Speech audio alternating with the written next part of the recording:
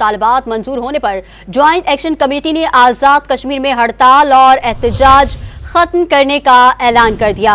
Joint action committee के रहनुमा ने एहतजाज के दौरान पेश आने वाले वाकयात पर जुडिशल कमीशन बनाने और जिम्मेदारों को करार वाकई सजा देने का मुतालबा कर दिया।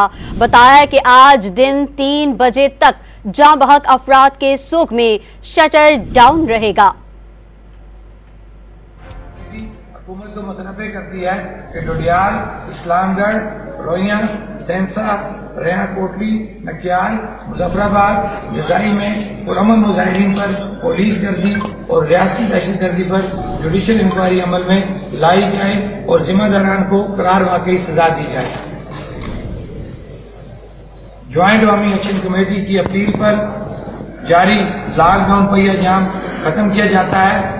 आज दिन 3 बजे तक रियासत भर में शुदाए अवामी हकूक के शोक में शटर डाउन रहेगा। अल्लाह हम सबका आमीन।